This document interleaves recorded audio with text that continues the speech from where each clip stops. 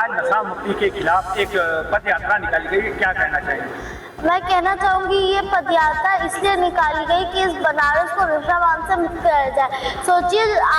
सोचिए वहाँ पर मंदिर है, मंदिर के 500 मीटर शराब की दुकानें हैं, मांसाहार मछली कट रही है, मांस कट रहा है, तो ये गलत चीज़ है यहाँ। इसलिए मैं यहाँ कहना चाहती हूँ कि इस बनारस को नशाबान से मुक्त कराए, ऐसी धरती जो शिव जी की धरती है। इसलिए मैं प्रधानमंत्री और योगी जी से भी कहना चाहूँगी कि इस बनारस को नशाबान से मुक्त हुआ। यही मेरे देखिए, जैसा आपने कहा नशा मुक्ति पद यात्रा, जन जागरण पद यात्रा, उससे ही हमें याद होता है कि ये यात्रा समाज को नशा मुक्त और मांसाहार मुक्त करने के लिए ही रखी गई है। परमहंस योगी राष्ट्रीय शक्तिपुत्र जी महाराज के दिशा निर्देशन में और माता आदिशक्ति जगत जननी जगदम्बा की कृपा लेकर आज भगवती मानव कल्याण संगठन के सदस्यों द्वारा यह नशा मुक्ति पद यात्रा रखी गई है। इसका मेन उद्देश्य यही है कि जैसा कि आप मीडिया वाले, आप लोगों को भी पता है कि आज समाज में अपराध बढ़ रहा है तेजी से, और आप लोगों के माध्यम से ही समाज के बीच में उजागर हो रहा है। लेकिन हम अगर इसकी मूल जड़ पे जाएं, आज जगह जगह पे हत्याएं हो रही हैं, जगह जगह पे रेप हो रहे हैं, जगह जगह पे लड़ाई झगड़े हो रहे हैं, खून हो रहा है, उसकी मेन जड़ जो है, मूल जड़ जो है वह नशा है। और हम चाहते हैं कि हम सनातन धर्म को आगे बढ़ाएं, हम भारत देश को विश्व गुरु बनाना चाहते हैं, तो उसके लिए सबसे ज्यादा आवश्यक है कि हम समाज को नशा मुक्त करें, अपने आगे आने वाली पीढ़ी को बचाएं। क्योंकि आगे आने वाली पीढ़ी अगर नशे में ग्रसित होती चली जाएगी तो हमारे देश का विकास अपने आप रुक जाएगा। और देखा जाए तो यह बाबा विश्वनाथ जी की नगरी है, इसको धार्मिक केंद्र कहा जाता है, इसको मोक्ष की धरती भी कहा जाता है, और सबसे बड़ी बात कि इस शहर को जीवंत शहर कहा जाता है। कहते हैं कि इस शहर में जीवन है, इसको स्वयं बाबा विश्वनाथ ने बसाया था। ऐसी धरती पे आप लोग जानते हैं कि क्या ऐसी धरती पे नशा का व्यवसाय होना, मांस का व्यवसाय होना उचित है? कहीं से भी उचित नहीं है। ये एक धर्म की नगरी है और इसको नशा मुक्त होना ही चाहिए। और जहाँ तक मुख्यमंत्री जी का सवाल है तो वह योगी है, स्वयं अध्यात्म को आगे बढ़ाने वाले हैं, अनुयायी हैं, है ना, भगवा वस्त्र धारण करते हैं। तो उनका सबसे पहला कर्तव्य यही है कि वे कम से कम धार्मिक नगरियों को तो नशा मुक्त करें। आगे तो फिर भी हम लोग पूरे देश को नशा मुक्त करने की बात करते हैं। युवतियां भी आजकल नशे में लिप्त पाई जाती हैं, इनके बारे में क्या कहेंगे? देखिए, जैसा आपने कहा कि युवा, हमारी आगे आने वाली पीढ़ी, युवा में तो बच्चे भी आते हैं, लड़के भी आते हैं, लड़कियां भी आती हैं, युवतियां भी आती हैं। हम उनको इसी दिशा में बढ़ा रहे हैं।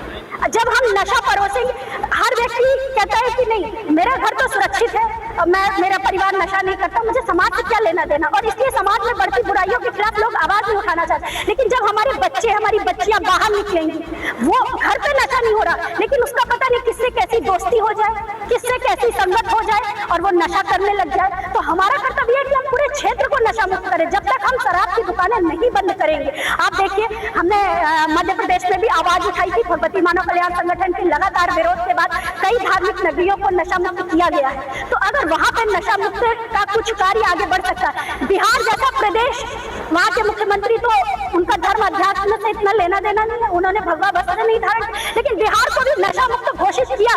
तो क्या उत्तर प्रदेश को नशा मुक्त घोषित नहीं किया जा सकता है? आज हम सर्जिकल स्ट्राइक कर रहे हैं, हम नारी शक्ति की बात कर रहे हैं, तो आज नारी शक्ति क्या चाहती है? नारी क्या आवाज उठा रही है? वो चाहती है कि हमारा परिवार सुख संपन्न रहे, नारी चाहती है कि हमारा पति शराब पी के ना आए, पैसे को फालतू ना उड़ाए, हमारा बच्चा शराब पी के माता पिता के साथ लड़ाई झगड़ा ना करे, उनका अपमान ना करे। हर नारी यही तो चाहती है। हम नारी के सिंदूर के लिए लड़ रहे हैं, सीमा पर हमारे सैनिक लड़ रहे हैं। तो क्या हम देश के अंदर ये जो नशा फैला हुआ है, ये जो शराब फैला हुआ है, जिससे इतनी ज्यादा महिलाएं प्रताड़ित है, नारियां परेशान हैं, तो क्या हम उनके लिए कार्य नहीं कर सकते? आज नशे से ज्यादा, शराब से ज्यादा और भी चीजों से कमाई की जा सकती है। हर आदमी टैक्स दे रहा है। कौन सा व्यक्ति है जो टोल में टैक्स देने से मना करता है? कौन सा व्यक्ति है जो जीएसटी देने से मना कर रहा है? आज हम हर जगह पे दे रहे हैं। आज आप महिलाओं को जगह, अगर व्यक्तिगत आप बात करें, आप सर्वे करें, तो हर व्यक्ति करेगा कि भाई थोड़ा बहुत और बढ़ा दो टैक्स, पर कम से कम हमारे पैसे को बचाओ, हमारे परिवार को बचाओ। हमारा पति नशा करके, और छोटे छोटे बच्चे हम लोगों के संगठन से आते हैं, मिलते, कहते हैं कि आप कुछ भी करिए, हमारे पिताजी को नशा मुक्त कर दीजिए।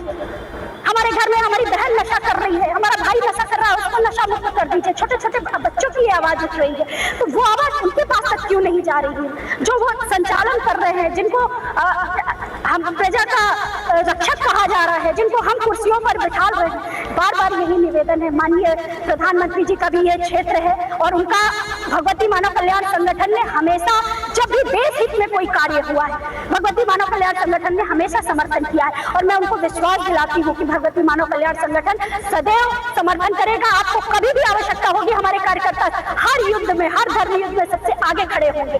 आज लड़ाई की आवश्यकता नहीं है। मैं बार बार कहती हूँ, तलवार उठाने से ज्यादा जरूरी है कि लोगों के विचारों को परिवर्तित किया जाए। अगर आज एक अपराधी को हम मार भी देते हैं, उसकी हत्या भी करवा देते हैं, उसको फांसी पे भी चढ़ा देते हैं, तो दूसरा अपराधी शुरू उठ के खड़ा होगा।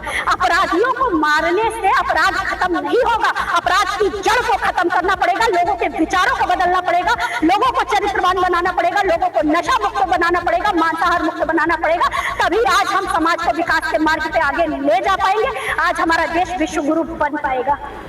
और बाबा विश्वनाथ की नगरी उनका संसदीय क्षेत्र है। यहाँ पर भी पंडा बाबाओं को देखा जाता है कि मुंह में गुटखा पुकार खा करके और कर्मकांड करते हैं। इस तरह से बिल्कुल भगवान शंकर की बसाई नगरी, भगवान शंकर ने स्वयं विश्व को अपने गले से नीचे नहीं उतरने दिया कि हृदय में भक्तों का वास रहता है।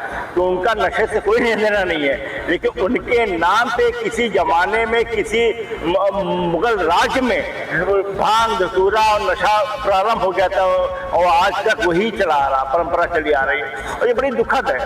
कभी भी ईश्वर की शरण में गुटखा पान तो दूर, अगर आप कोई भोजन भी कर लेता, मीठा खा लेता, तो कुल्ला करके और मतलब कि शुद्ध होकर बैठना चाहिए। और कितनी दुखद है कि यहाँ के पंडित पुजारी जी गुटखा पान में भरे रहते हैं और मंत्र भी पढ़ रहे हैं। ना जजमान को आशीर्वाद मिल रहा है, ना यजमान को आशीर्वाद मिल रहा है, बस ऐसे ही चल रहा है। और ये एक मांग है, एक यात्रा करने का यही उद्देश्य था कि अगर हम नशा मुक्त हो सकते हैं तो आप क्यों नहीं हो सकते। हमारा जीवन बहुत खुशहाल है, जितने भी लोग बैठे हैं उनका जीवन बड़ा खुशहाल है, इसलिए कि पहले नशे में थे, अब नशा छूट गया तो खुशहाली जीवन जी रहे हैं। आप लोग भी जो बनारस के लोग जो नशे में ग्रसित हैं, आप एक बार अपना कदम आगे बढ़ाइए। सिर्फ एक चिंता लीजिए कि हम बिना नशे के जीवन जी के देखते क्या रहता है, निश्चित रूप से बड़ा परिवर्तन आएगा। एक चीज बताइएगा, बनारसी पान पूरे विश्व में प्रसिद्ध है। हाँ। आपका अभियान सारे नशे पर जो है लागू होता है या देखो पान से पान तो एक औषधि थी,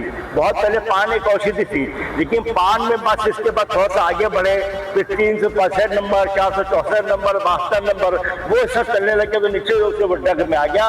किसी भी प्रकार का नशा हो जिससे आपका मन अचेतन हो जाए, आपको शरीर के किसी अंग में कोई भी तंबाकू, कोई भी गुटखा, कोई भी चीज, कैंसर है, कोई अन्य चीज ला रहा हो, वो सब बंद होना चाहिए।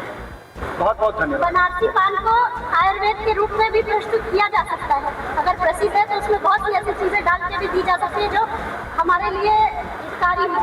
उसको गलत रूप में लिया जाएगा तो ऐसे ही होगा ना। और अभी तो देखिए, मीडिया वालों को पता है, अभी धुरंधर मूवी आई थी, इसमें दिखाया गया था कि हमारे देश के अंदर ही बैठे हुए आतंकवादियों के गुर्गे हमारे देश के अंदर में ड्रग्स सप्लाई कर रहे हैं, नशा सप्लाई कर रहे हैं, और हम उनका सपोर्ट कर रहे हैं एक तरह से, उनका विरोध ना करके।